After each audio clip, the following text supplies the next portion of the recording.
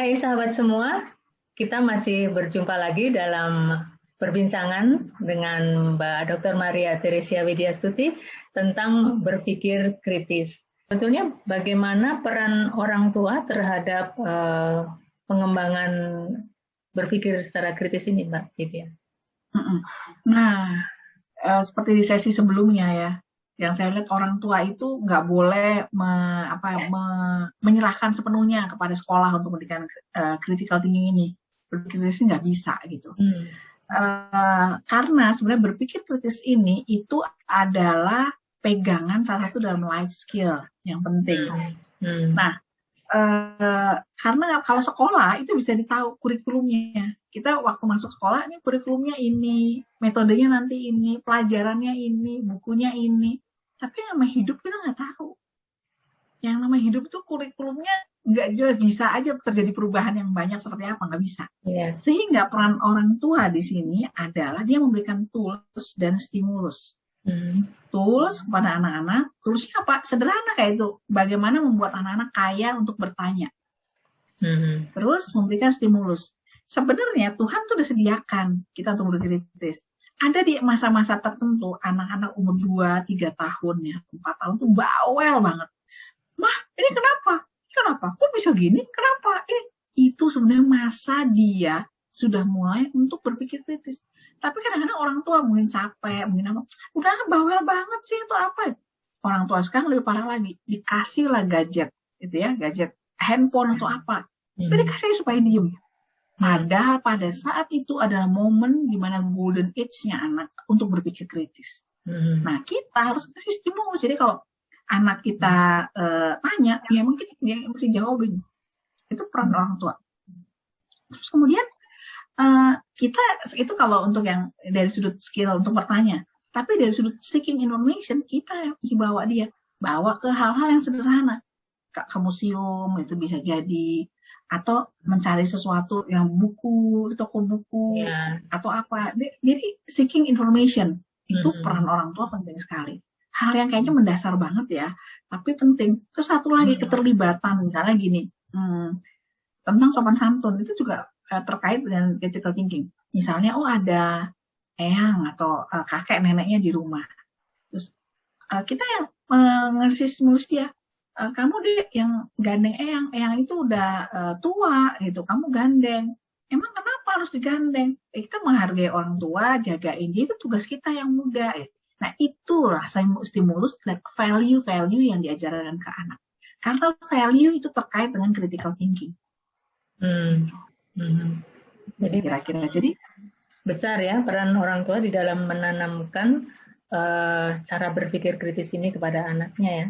Tentunya orang tua yang juga harus mengasah juga berpikir kritisnya sendiri ya. Betul. Menanamkan cara berpikir kritis juga kepada anak-anaknya begitu ya. Jadi memang pendidikan tuh makanya penting sekali. Karena impact-nya kan baru kelihatan sekian puluh tahun. Di masa dia sebagai orang tua tidak punya kesempatan untuk berlatih critical thinking, maka anak yang dihasilnya pun bisa kebayang seperti apa. Jadi bisa terjadi penurunan generasi itu terjadi karena hal ini. Hanya sangatlah penting sebuah negara untuk memperhatikan tidak hanya masalah pendidikan gitu, tapi ini juga bagaimana pilar-pilar pendidikan di rumah itu menjadi penting. Jadi ada seperti ini case-nya nih Mbak Anas. Pendapat yang seperti ini. Kalau jenis kelamin itu diperoleh dari gen orang tua laki-lakinya, jadi papahnya gitu ya. Tapi gen orang anak itu pintar atau tidak, itu dari ibunya. Saya bilang memang itu bisa jadi seperti itu dari ibunya kalau pintar atau tidak. Tapi ibu membuat dia pintar karena ibulah yang menetapkan atau mengedukasi dalam kesehariannya. Bisa jadi seperti itu. Gitu. Oh iya. Masuk. Iya, jadi dalam keseharian dia mengeduket itu. Gitu. Nah, terus peran ayahnya di mana? Peran ayah, sisi value, pendidikan juga termasuk gitu ya. Itu disitulah fungsi suami istri, bapak ibu untuk komit. Saya mau memberikan yang seperti apa. Jadi makanya saya kalau lagi bimbing orang-orang yang mau nikah gitu ya, pasangan muda gitu, kamu udah siap belum?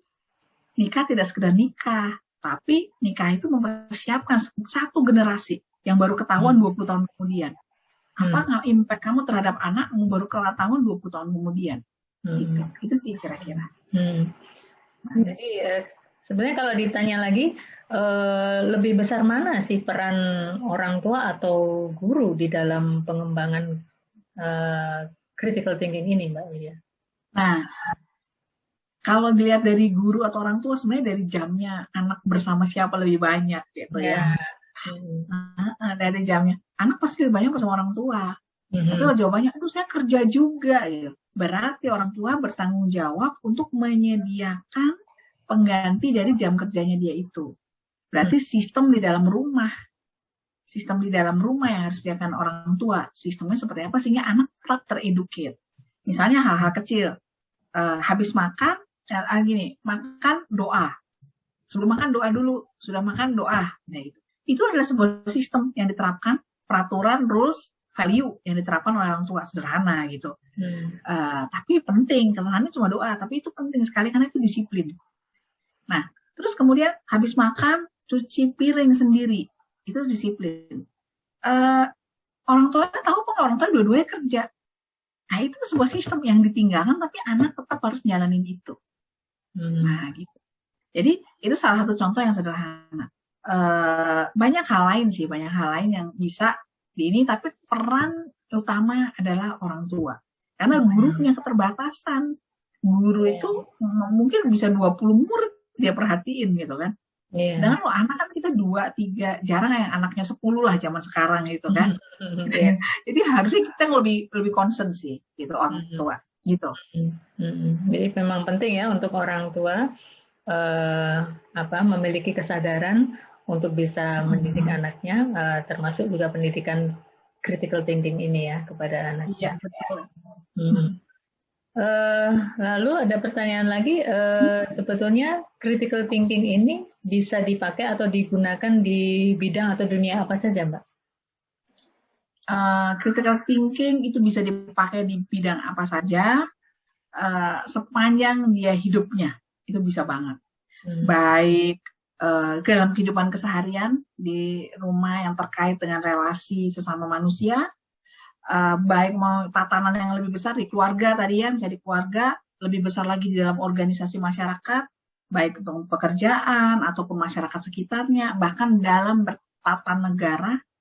ketatanegaraan itu lebih besar lagi, ketatanegaraan di negara maupun yang sekarang kita kan sudah jadi global ini ya, masyarakat global ya. Itu tuh juga bisa sekali harus ini dipakai gitu dalam tatanan global ini. Kita sebagai global citizenship gitu ya, itu sangat bisa dipakai. Jadi sebenarnya kalau mau mewarisi anak, membekali anak, itu salah satunya dengan critical thinking, itu kepake banget. Gitu sih Manas.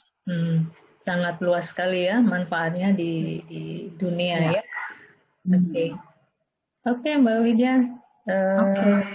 Terima kasih untuk perbincangan tentang berpikir secara kritis. Mudah-mudahan ini bisa bermanfaat dari obrolan kita ini untuk siapapun yang mendengarkan ya. Dan untuk bisa menjadi inspirasi ya. Ya, tentu saja siapapun yang ingin lebih dalam lagi memperdalam tentang critical thinking ini. Iya. Oke. Terima kasih untuk saat ini. Terima kasih. Sampai ketemu di sesi-sesi berikutnya. Di sesi-sesi berikutnya. Terima kasih, Mbak Widya. Ya, sama-sama.